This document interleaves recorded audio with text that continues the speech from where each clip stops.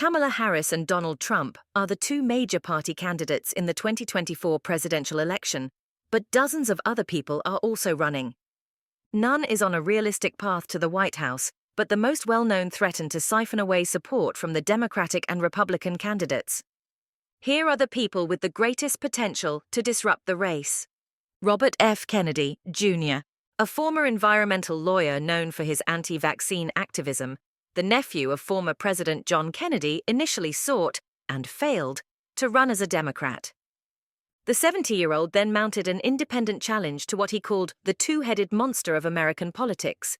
At least 15 of his relatives endorsed Joe Biden before he dropped out of the race. The Democrats are frightened that I'm going to spoil the election for President Biden. The Republicans are frightened that I'm going to spoil it for President Trump, he said at the time. The truth is, they're both right.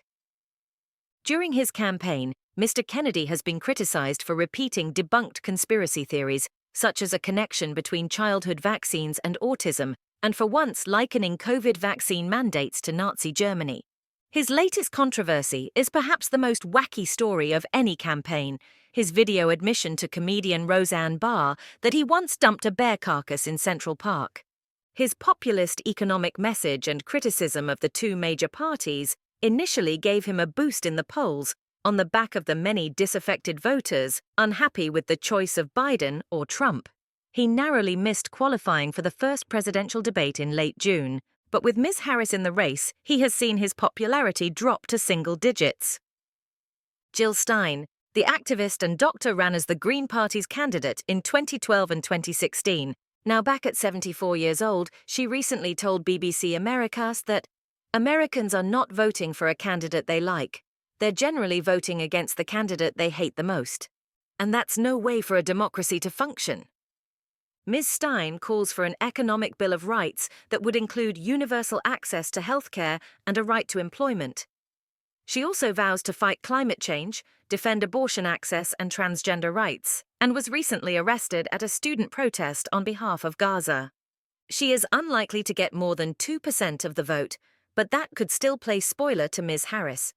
Hillary Clinton supporters partly blame her for the Democrats' narrow defeat in 2016. In 3 critical states, Mrs. Clinton lost to Mr. Trump by fewer votes than Ms. Stein received. According to the party's website, Ms. Stein will be on the ballot in at least 20 states. She has yet to announce a running mate. Cornel West. The 70-year-old activist and well-known academic has a complicated presidential bid. He launched it in June with the People's Party. After falling out with the group, Mr. West said he would seek the Green Party's nomination, but then changed course to run as an independent. His socialist platform includes funding public healthcare and slashing the U.S. defense budget.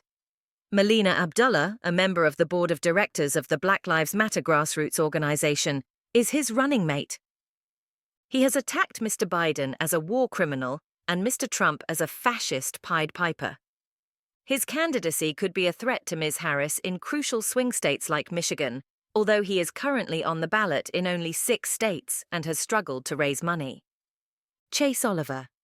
The Libertarian Party, the third biggest political party in the country, has nominated Chase Oliver as their presidential candidate, with Mike Termat as his running mate. In doing so, they spurned Mr. Trump and Mr. Kennedy, both of whom spoke at the party's convention this month in a bid for its support. Mr. Trump received a notably unfriendly reception and lashed out at the audience during his speech. Mr. Oliver, an openly gay sales executive who previously ran on the Libertarian ticket for U.S. congressional races in Georgia, says voters are done with picking from the lesser of two evils. I'm just about to be the age of 40. I'm living the life of a normal American. I understand what it's like to go to the grocery store with the same amount of money, but seeing less and less filling up the cart. Those are things that Donald Trump and Joe Biden are so far removed from that they just can't communicate those values anymore.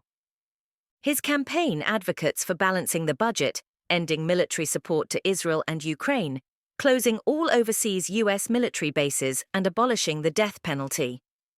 Libertarians support small government and individual freedoms, typically pulling 1 to 3% of the vote from Republicans.